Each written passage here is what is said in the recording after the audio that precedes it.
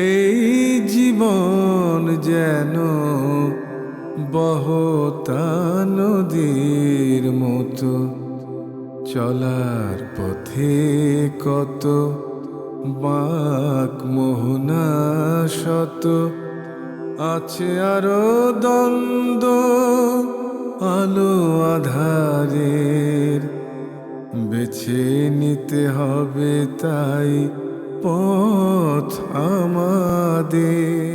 আসসালামু আলাইকুম প্রিয় দর্শক, আপনারা যারা দেশে আছেন প্রবাসে, সবাইকে জানাই অনেক অনেক প্রীতি ও শুভেচ্ছা। শুরু হলো এনটিভি আয়োজিত এবং লাভ হলো নিবেদিত টক শো আলোকপাত। আমাদের আজকের বিষয় অনুপম আদর্শ। আপনাদের সাথে আছি আমি জয়নুল আবেদিন আজাদ। আর আজকে আমাদের মাঝে অতিথি হিসেবে উপস্থিত আছেন বিশিষ্ট আলেম শায়েখ আহমদুল্লাহ। আসসালামু আলাইকুম ওয়া রাহমাতুল্লাহি ওয়া বারাকাতুহু। প্রিয় দর্শক, আমরা অনুপম আদর্শ এই অনুষ্ঠানে গত পর্বে রাসূল ইসলামের পরিবার এবং পারিবারিক যে জীবনযাপন, পরিবারের সদস্যদের সাথে তার আচরণ কেমন ছিল সে প্রসঙ্গে ফাতেমা রাদিয়াল্লাহু তাআলা আনহা যখন তার ঘরে আসলেন, তিনি কিভাবে তাকে স্বাগত জানালেন, কিভাবে সম্ভাষণ জানালেন, কিভাবে গ্রহণ করলেন, সেখানে আমরা একটি চিত্রকাব্যের কথা বলেছি। সেখান থেকে বোধহয় আমরা আবার আমাদের আজকের আলোচনা শুরু করতে পারি। ধন্যবাদ আপনাকে। প্রিয় নবী সাল্লাল্লাহু আলাইহি সাল্লাম তার সন্তান সন্ততিদেরকে, তার নাতি নাতনিদেরকে অনেক বেশি ভালোবাসতেন। আমরা গত পর্বে বলেছিলাম আজকাল সন্তান সন্ততিকে আমরা ভালোবাসি, অনেক ভালোবাসি। প্রথমত, যে সমাজে ভালোবাসা বলতে সন্তান সন্ততিকে শুধুমাত্র যুদ্ধে নিজের সঙ্গী বানানো বোঝা হতো, মনে করা হতো। এজন্য কন্যা সন্তান হলে তাকে জীবন্ত পুঁতে ফেলা হতো এবং মানুষের মুখ কালো হয়ে যেত সে সংবাদ শুনে, কারণ কন্যা সন্তান যুদ্ধক্ষেত্রে ততটা উপকারে আসবে না বাবা। যুদ্ধের সৈনিক হিসেবে ভালোবাসতো সন্তানকে।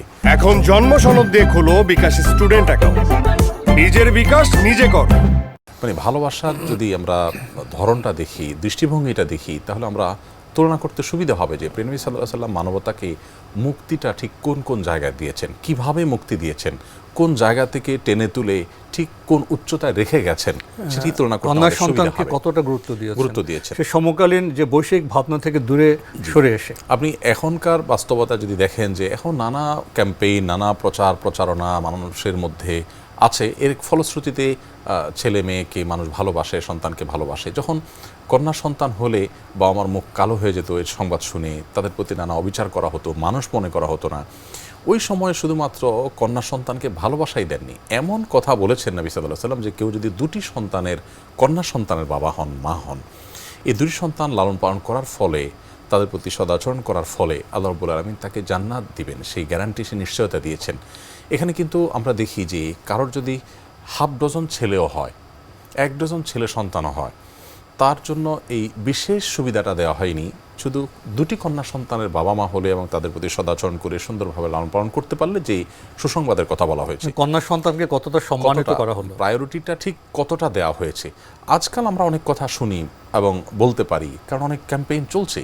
নবী করিম সাল্লাল্লাহু আলাইহি ওয়াসাল্লাম সেই ব্যক্তি যিনি পৃথিবীতে প্রথম এই আওয়াজ তুলেছেন এবং কন্যা সন্তানকে অনন্য উচ্চতায় তুলে নিয়ে গেছেন। এবং শুধু তাই নয়, সন্তান সন্ততিদের প্রতি যে ভালোবাসা, আমরা গত পর্বে শুনলাম যে আখর ইবনে হাবিস রাদিয়াল্লাহু তাআলা হাদিসে যে সন্তান, 10টি সন্তানের বাবা, তিনি কোনোদিন কোনো সন্তানকে চুমু খাননি, আদর করতে পারেননি সেভাবে। আমরা যেটা বলছিলাম যে সন্তানকে আদর তখনও মানুষ করত, কিন্তু সে আদরটা ছিল যুদ্ধের সঙ্গী হিসাবে, সহযোগী হিসাবে, স্বার্থের কারণে, বৈশ্বিক দৃষ্টিভঙ্গি থেকে নিঃস্বার্থভাবে ভালোবাসা সন্তানকে, এই শিক্ষা মুহাম্মদ সাল্লাল্লাহু আলাইহি ওয়াসাল্লাম দিয়েছেন। এবং আমরা যে ঘটনায় ছিলাম যে ফাতেমা রাদিয়াল্লাহু তাআলা আনহা, নবী সাল্লাল্লাহু আলাইহি ওয়াসাল্লামের কন্যা, তিনি আসলেন, নবী সাল্লাল্লাহু আলাইহি ওয়াসাল্লাম তার সম্মান করলেন, তাকে দাঁড়িয়ে অভ্যর্থনা জানালেন, তার পাশে বসালেন পরম স্নেহে মমতা। এরপর কানে কানে কিছু একটা বললেন। কি বললেন? কানে কানে যা বললেন, এটি বলার পর তিনি কেঁদে দিলেন। কি বললেন? যে সন্তান ফাতেমা কেঁদে দিলেন। এরপর আবার কিছু একটা বললেন, সেটার পর তিনি হেসে দিলেন। এই ঘটনার পর আয়েশা রাদিয়াল্লাহু তাআলা আনহা বর্ণনাকারী, তিনি বলছেন যে আমি ফাতেমাকে জিজ্ঞাসা করলাম, ফাতেমা, তোমাকে তোমার বাবা কি বলেছেন যে তুমি কেঁদে দিলে, আবার একটু পর হেসে দিলে? এখানে একটু থামতে চাই আমি। ফাতেমা রাদিয়াল্লাহু তাআলা তখন জবাবে বললেন যে এটা আসলে বাবা এমন কথা বলেছেন যে কথা আমাকে কানে কানে বলেছেন, তার মানে এটা আসলে সবার সামনে প্রকাশযোগ্য কথা নয়।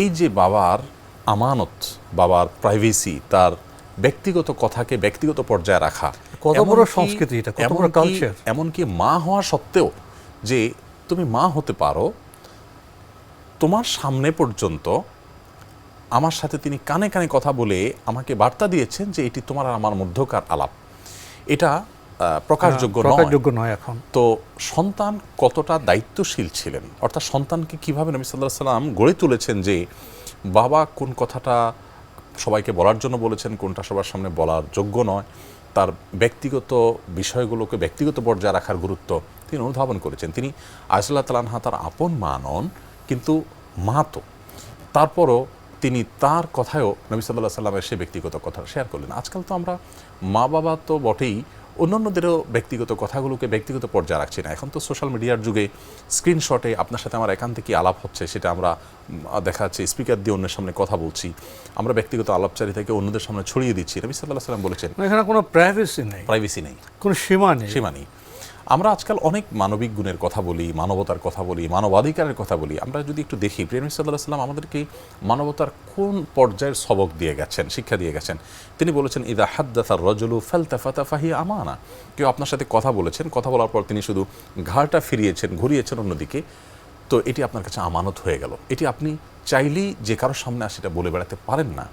তো ফাতেমা রাদিয়াল্লাহু তাআলা আনহা এই যে নবী করিম সাল্লাল্লাহু আলাইহি সাল্লাম থেকে যে দীক্ষা পেয়েছেন, যে শিক্ষা পেয়েছেন সন্তান হিসাবে, আমরা যেরকম সন্তানদেরকে বৈষয়িক বিষয়গুলোতে তাদেরকে সমৃদ্ধ করতে চাই, তাদের তথাকথিত ক্যারিয়ার বিল্ড আপের জন্য আমরা শুধুমাত্র মরিয়া থাকি, তাদের মানুষ হিসাবে, ভালো মানুষ হিসাবে, আদর্শ মুসলিম হিসাবে গড়ে তোলার জন্য সেরকম প্রচেষ্টা আমাদের থাকে না, সে ভাবনা আমাদের থাকে না।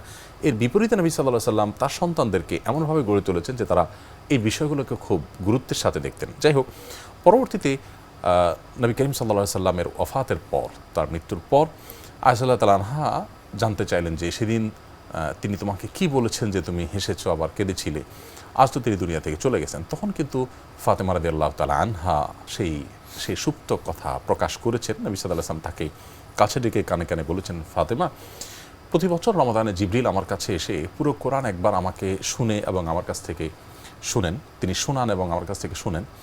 এই যে পরস্পর শোনাশুনির ব্যাপারটা, এটা পুরো কোরআন একবার হয়ে থাকে প্রত্যেক রমাদানে, কিন্তু এই যে মাত্র রমজান গত হলো, এই রমজানে, বিগত রমাদানে 2 বার পুরো কোরআন তিনি তেলাওয়াত করে আমার কাছ থেকে শুনিয়েছেন।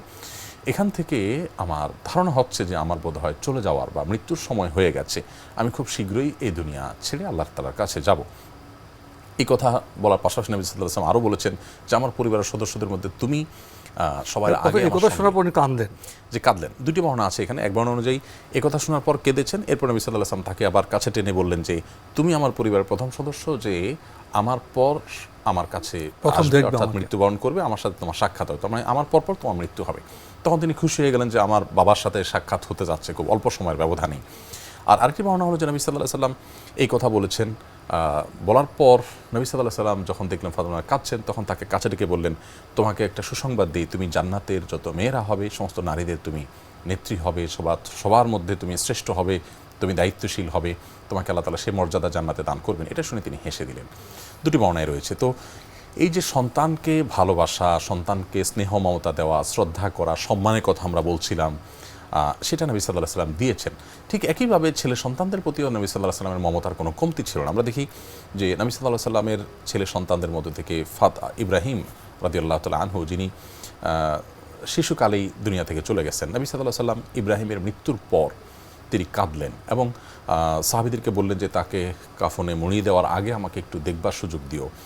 এরপর তিনি শেষবারের মতো তাকে দেখতে গিয়ে তার কাছাকাছি গেলেন, ঝুঁকলেন, তার কপালে চুমু এঁটে দিলেন এবং চোখের পানি ফেললেন, কাঁদলেন। সাহাবীদের কেউ কেউ অবাক হয়ে গেলেন যে নবী সাল্লাল্লাহু আলাইহি ওয়াসাল্লাম আবার এই সন্তানের বিরহে তিনি কাঁদেন, মানে আপনিও কাঁদছেন? হে আল্লাহর রাসূল। নবী সাল্লাল্লাহু আলাইহি ওয়াসাল্লাম বললেন, হ্যাঁ, আমিও কাঁদছি, কারণ সন্তানের বিরহে, সন্তানের বিয়োগে বাবা হিসাবে কষ্ট লাগাটা অস্বাভাবিক না। নবী সাল্লাল্লাহু আলাইহি ওয়াসাল্লাম তখন বলেছেন, কিন্তু এখানে শুধু মমতার কান্না নয়, বরং আল্লাহর তাকদীর বা আল্লাহর যে ফয়সালা সেটাকে মেনে নেওয়ার যে মানসিকতা, সে শিক্ষাও তিনি এখানে রেখেছেন। তিনি বলেছেন যে হে ইব্রাহিম, তোমার মৃত্যু খুব সীমিত সময়ের জন্য, অচিরেই তোমার সঙ্গে আমাদের সাক্ষাৎ হচ্ছে। যদি এই বিষয়টা না থাকতো, অর্থাৎ সামান্য একটা গ্যাপের পর আবার আমাদের সাক্ষাৎ হচ্ছে, এরকম কোনো সম্ভাবনা যদি না থাকতো, তাহলে সেক্ষেত্রে আমার কষ্টের শেষ থাকতো না। অর্থাৎ এখানে কষ্টের পাশাপাশি সান্ত্বনার একটা জায়গা আছে। সৌদি আরবের একজন বড় স্কলার ডক্টর সালমান আলাউদা কোনো একটা সড়ক দুর্ঘটনায় তার পরিবারের প্রায় সব সদস্য মারা গেলেন। তিনি এবং তার একটা ছেলে ছাড়া স্ত্রী এবং অন্য সব সন্তানরা দুই গাড়িতে ছিলেন, সবাই মারা গেলেন। এত ভয়াবহ সড়ক দুর্ঘটনায় পড়েছিলেন। তারপর তিনি একটা বার্তা টুইটারে লিখেছেন। বার্তাটি এরকম ছিল, অনেকটা নবী সাল্লাল্লাহু আলাইহি ওয়াসাল্লামের কথারই প্রতিধ্বনি বলতে পারি। তিনি লিখেছেন যে এই যে পরিবার পরিজনের সমস্ত সদস্যদের থেকে আমি বিচ্ছিন্ন হয়ে গেলাম, একজন ইমানদার হিসাবে আমি বিশ্বাস করি এই বিচ্ছিন্নতা এটা সীমিত সময়ের জন্য। অচিরে আমরা সবাই মিলিত হচ্ছি। এই বিচ্ছিন্নতাটা আমাদের কষ্ট দেয়, যে কোনো বিয়োগই মানুষকে কষ্ট দেয়, কিন্তু এই বিয়োগটা স্থায়ী বিয়োগ নয়। কারণ আমি জানি যে একসময় তাদের সাথে আমার সাক্ষাৎ হতে যাচ্ছে, শুধুমাত্র অপেক্ষা সেই সময়ের। যদি আল্লাহ না করুন কিয়ামতের ময়দানে আমাদের পরিবারের সদস্যদের কেউ নিজের কর্মের কারণে জাহান্নামমুখী যাত্রা হয়, আর কেউ জান্নাতমুখী যাত্রা হয়, সেই বিয়োগটা হবে দীর্ঘস্থায়ী বিয়োগ। এই বিয়োগটা খুব ক্ষণস্থায়ী বিয়োগ। তাহলে ইমানদার তার সন্তানের মৃত্যুতেও কিন্তু সান্ত্বনার জায়গা তার আছে। এই জন্য ইমানদার কখনো তার ডিপ্রেশন তাকে এখানে তার আকীদা বিশ্বাস তাকে সাহায্য করে। তো নবী করিম সাল্লাল্লাহু আলাইহি ওয়াসাল্লাম পরিবারের সদস্যদের প্রতি তার আচরণ ছিল যে তাদেরকে দ্বীনি দীক্ষায় দীক্ষিত করে তুলতেন, আবার তাদেরকে মমতা ভালোবাসা আপন জায়গায় সবার চেয়ে বেশি তিনি দিতেন। তার ভালোবাসা এমনভাবে দিতেন না আজকাল যেমনটি আমরা করি, যে সন্তানকে ভালোবেসে তার হাতে আমি মোবাইল ফোন তুলে দিচ্ছি, তার হাতে আমি এমন সব ডিভাইস দিয়ে দিচ্ছি যেগুলো তাকে ধ্বংস ডেকে আনছে। তাকে ভালোবেসে আমি এমন প্রতিষ্ঠানে ভর্তি করালাম যেখান থেকে সে ভালো কিছু শেখার পরিবর্তে মন্দ কিছু শিখে আসলো। অনেক বস্তু দিচ্ছি, কোনো আলো অনেক বস্তু দিচ্ছি, তাকে আলো দিচ্ছি না। তাহলে সেক্ষেত্রে এই ভালোবাসাটা আসলে প্রকৃত অর্থে ভালোবাসা হলো না। নবী করিম সাল্লাল্লাহু আলাইহি ওয়াসাল্লাম সন্তানদেরকে এতটাই ভালোবাসতেন। শুধু সন্তান নয়, সন্তানের সন্তান নাতি নাতনিদের প্রতি নবী সাল্লাল্লাহু আলাইহি ওয়াসাল্লামের ভালোবাসা নাতি নাতনিদের প্রতি। এখন জন্ম সনদ দিয়ে খোলো বিকাশ স্টুডেন্ট অ্যাকাউন্ট। নিজের বিকাশ নিজে কর। যে ছেলে মেয়েদের চাইতেও বোধহয় আমাদের কাছে নাতি নাতিরা অধিকতর প্রিয়, স্নেহ মমতা নাকি নিম্নগামী হয় এমন একটি প্রচলন আমাদের সমাজে আছে। আপনি কি বলবেন নাতি নাতনিদের সাথে সন্দেহাতীতভাবে নবী সাল্লাল্লাহু আলাইহি ওয়াসাল্লাম নাতি নাতনিদের প্রতিও কতটা দায়িত্বশীল ছিলেন, তাদেরকে কতটা মমতা দিতেন, স্নেহ দিতেন, এবং তাদের মধ্যেও নৈতিক দিকগুলো যাতে আসে সেই দিকটাকে কতটা গুরুত্ব দিতেন সেটি আমরা দেখতে পাই হাসান হোসেন রাদিয়াল্লাহু তাআলা আনহুমার সাথে নবী সাল্লাল্লাহু আলাইহি ওয়াসাল্লামের আচরণের মধ্য দিয়ে। এখানে একটু বলে রাখি যে হাসান হোসেনই শুধু নবী সাল্লাল্লাহু আলাইহি ওয়াসাল্লামের নাতি হিসাবে আমরা জানি, অথচ শুধুমাত্র আলী রাদিয়াল্লাহু তাআলার সন্তান সন্ততি হিসেবেই শুধু হাসান হোসেন নয়, আরও অনেক সন্তান সন্ততি তারা নাতিনও ছিল, নাতি ছিলেন, নাতনি ছিলেন। তাদের নামগুলো আমরা সচরাচর জানি না বা তাদের নাম উঠে আসে না। অবশ্য তাদের অনেকেই জন্ম হয়েছে পরবর্তীতে। যাই হোক, তো নবী করিম সাল্লাল্লাহু আলাইহি ওয়াসাল্লাম তার নাতি হাসান হোসেন এবং মুহসিন এই নামটি হয়তো আমরা অনেকেই আগে শুনিনি, আলী এবং ফাতেমা রাদিয়াল্লাহু তাআলা আনহার সন্তান মুহসিন, হাসান হোসেনের আরেক ভাই। তো এই সন্তানগুলো যখন হয়, নবী করিম সাল্লাল্লাহু আলাইহি ওয়াসাল্লাম দেখলেন যে আলী রাদিয়াল্লাহু তাআলা নিজের সন্তানের নাম হাসানের নাম রাখলেন। প্রথম হাসান হয়েছেন, বড় ছিলেন হাসান, তার জন্মের পর রেখেছেন হার্ব নাম রেখেছেন বাবা আলী রাদিয়াল্লাহু তাআলা আনহু। হার্ব শব্দের অর্থ হলো যুদ্ধ। মক্কা এবং মদিনায় হার্ব এই নাম বেশ পপুলার এবং জনপ্রিয় নামগুলোর একটি, বা খুব পরিচিত নামগুলোর একটি।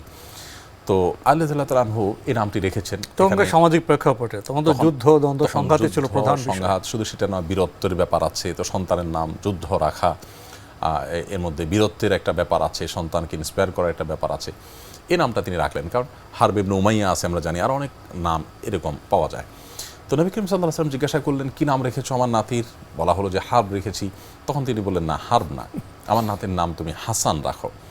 আমরা যদি দুটি শব্দকে পাশাপাশি রাখি, হার্ব এবং হাসান, নবী করিম সাল্লাল্লাহু আলাইহি ওয়াসাল্লাম হাসান নাম রাখলেন। হাসান শব্দের অর্থ সুন্দর।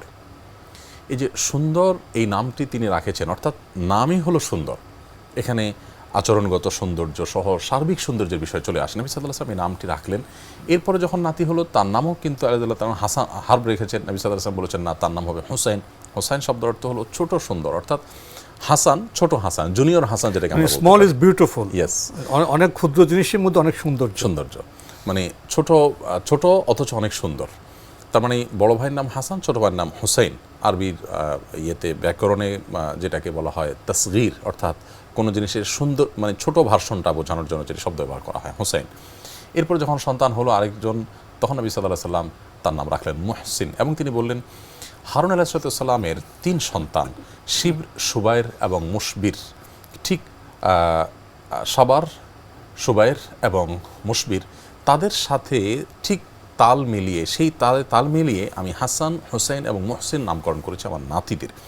এখানে নানা হিসাবে যে নাতির নামকরণের ক্ষেত্রে নানার একটা ভূমিকা, তার একটা দাবির ব্যাপার, এটাও কিন্তু আজকাল আমাদের সমাজে অনেকটা হারিয়ে যাচ্ছে। বাবা মা মনে করেন যে আমাদেরই বোধহয় সব কিছু, নানাদের ব্যাপারে এতটা গুরুত্ব অনেক সময় দেওয়া হয় না। নবী করিম সাল্লাল্লাহু আলাইহি সাল্লাম কতটা ভালোবাসতেন যে নাতিদেরকে নিয়ে এতটা ভাবতেন। আমরা অবশ্য নামকরণে গিয়েছি, আর একটু পেছনে যেতে পারি। হাসান হোসেনের জন্মের পর নবী করিম সাল্লাল্লাহু আলাইহি সাল্লাম তাদের কানে আজানের পাশাপাশি তাদের জন্য একটা দোয়া পাঠ করেছেন। দোয়াটা হলো উআইযুকুমা বিকালিমাতিল্লাহি তাম্মাহ ওয়া মিন শাররি কুল্লি শাইতানিন ওয়া হাম্মাহ ওয়া মিন কুল্লি আইনিন লাম্মাহ। তোমাদের উভয়কে, হে হাসান হোসেন, হে আমার নাতিদ্বয়, তোমাদের উভয়কে আমি আল্লাহ সুবহানাহু ওয়া তাআলার আশ্রয় তোমাদের জন্য কামনা করছি, যে শয়তানের কুদৃষ্টি থেকে, তার প্রভাব থেকে এবং ক্ষয়ক্ষতি থেকে তোমরা যেন আত্মরক্ষা পাও, তোমরা যেন রক্ষা পাও, এই জন্য আল্লাহর কাছে আমি পানাহ চাচ্ছি। তো নানা হিসাবে নাতিদের জন্য জন্মের সাথে সাথে কল্যাণ কামনা, আল্লাহর কাছে দোয়া, তাদের জন্য সুন্দর নামকরণ করা, এগুলো সবগুলো কিন্তু পরিবারের সদস্যদের প্রতি নবী সাল্লাল্লাহু আলাইহি ওয়াসাল্লামের যে দায়িত্বশীলতা, তার যে ভালোবাসা, তার যে মহানুভবতা, বিশেষ করে তখনকার সামাজিক প্রেক্ষাপটে ছেলে মেয়ে সবার প্রতি তার যে আন্তরিকতা, ভালোবাসা, শ্রদ্ধা, এটার কিন্তু একটা প্রকাশ আমরা এখানে দেখতে পেলাম। আপনার এই চমৎকার বক্তব্যের সাথে আমি একটু বর্তমান সময়কে যুক্ত করতে চাই। আমাদের সমাজেও যে শিশুদের নাম রাখার বিষয়টি খুবই গুরুত্বপূর্ণ হয়ে ওঠে, আনন্দময় হয়ে ওঠে। কিন্তু নাম রাখার ক্ষেত্রে আমরা যখন টেলিভিশনে প্রোগ্রাম করি, দেখা যায় অনেক অভিভাবক প্রশ্ন করে এই নামের অর্থ কী, এই নামের অর্থ কী, নামটা ভুল হয়েছে, কেউ বলছে কী করব। একটি সন্তান যখন পৃথিবীতে ভূমিষ্ঠ হয় তার আগে তো বেশ অনেকগুলো মাস পান। দেখা যায় আমাদের সমাজে আমরা যে কাঙ্ক্ষিত স্বপ্নের যে শিশু, তার একটা সুন্দর নাম রাখতে পারি না, এবং জন্মের বহু বছর পরে গিয়ে নাম সংশোধন করতে চাই, নামের অর্থ জানতে চাই। এটা আসলে আমরা যে পিছিয়ে আছি পরিবার গঠনের দিক থেকে, এটা একটা উদাহরণ যে আমরা একটা সুন্দর নাম পছন্দ করতে পারি না স্বপ্নের প্রিয় সন্তানদের জন্য। এই একটা বিষয় আসতে হলো, সুন্দর নামের কি কোনো তাৎপর্য আছে সন্তানদের জন্য? সন্দেহাতীতভাবে অনেক বেশি তাৎপর্য আছে, এবং নবী করিম সাল্লাল্লাহু আলাইহি ওয়াসাল্লাম বলেছেন যে তোমাদের সন্তান জন্মের পর তাদের জন্য সুন্দর অর্থবহ নাম রাখো, কারণ কিয়ামতের ময়দানে কিন্তু মানুষকে তার নাম ধরে ধরে ডাকা হবে। অর্থাৎ আমি আমার সন্তানের যদি ভালো নাম রাখি, তাহলে সেদিন আমার মুখ উজ্জ্বল হবে, ভালো লাগে কাজ করবে। আর যদি মন্দ নাম রাখি বা অনর্থক নাম রাখি, তাহলে সেদিন আমার মুখটা ছোট হবে। ভালো শব্দের ধ্বনির তো উচ্চারণের একটা প্রভাব আছে পরিবেশে। ঠিক ওই জায়গায় যাচ্ছি যে নামের যে প্রভাব আছে, এটা আমরা হুদায়বিয়ার সন্ধিতে নবী সাল্লাল্লাহু আলাইহি ওয়াসাল্লামের একটি ঘটনা থেকে জানতে পারি। হুদায়বিয়ার সন্ধির সময় মক্কার মুশরিকদের তরফ থেকে একাধিক ব্যক্তি প্রতিনিধি হিসাবে এসেছিলেন আলোচনার জন্য। তখন যে ডায়ালগ হয়েছিল উভয় পক্ষের মধ্যে, সেই ডায়ালগে মুশরিকদের পক্ষে নেতৃত্ব দানকারী যে কয়জন এসেছেন, কারোর সাথে আলোচনা করি খুব একটা ফলপ্রসূ আপনার ফলাফলের জায়গায় উভয় পক্ষ পৌঁছতে পারেনি। আলোচনা বারবার গতি পাচ্ছিল না এবং ব্যর্থ হচ্ছিল আলোচনা, কোনো একটা সমাধানে আসা যাচ্ছিল না। এরপর হঠাৎ করে এক ব্যক্তিকে পাঠালো মক্কার মুশরিকরা, যার নাম ছিল সম্ভবত ইয়াসির, যার অর্থ হলো সহজ। ইয়াসির, ইউসুর, সহজ।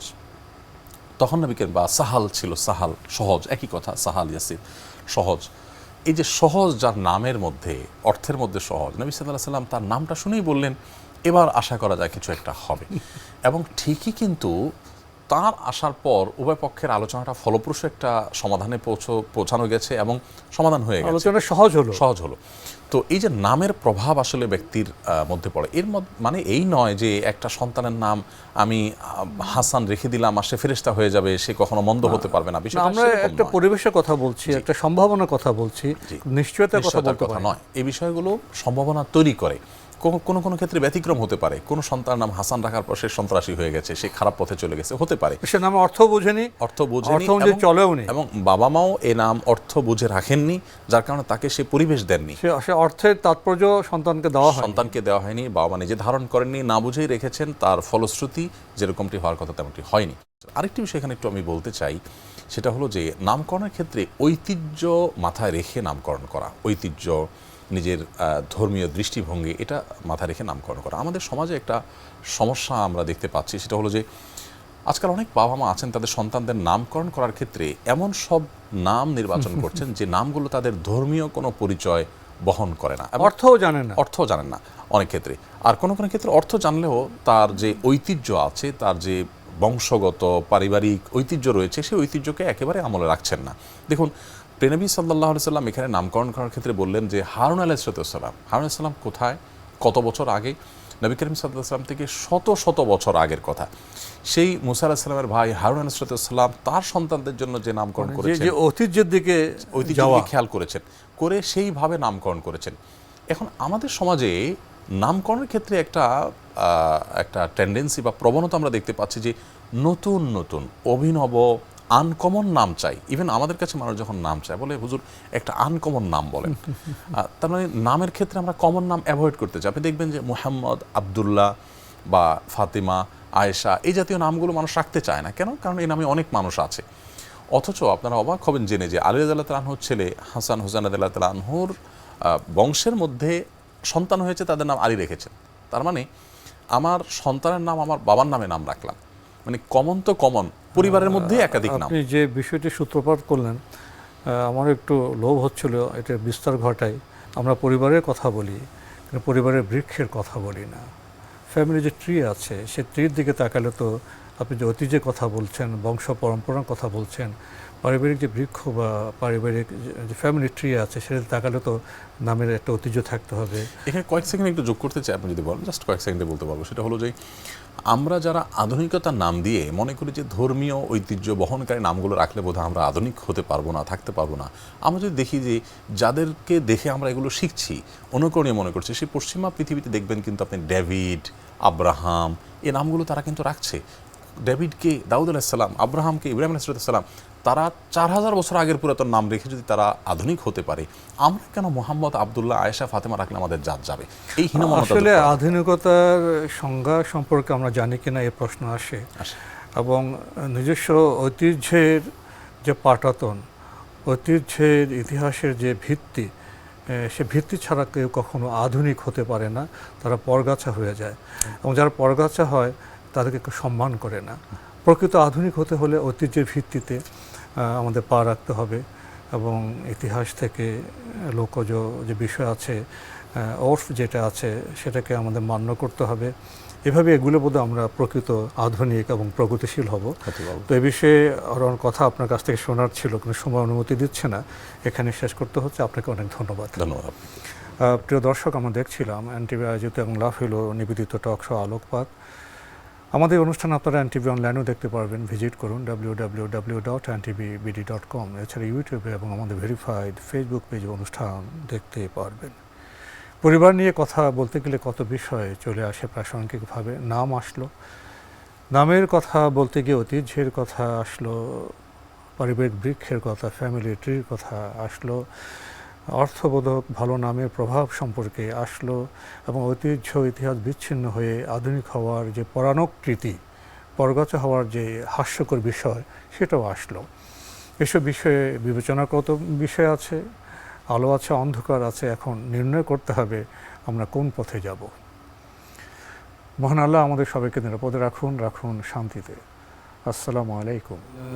পথে কত বাক মোহনা শত, আছে আরো দ্বন্দ্ব আলো আধারের, বেছে নিতে হবে তাই পথ আমাদের।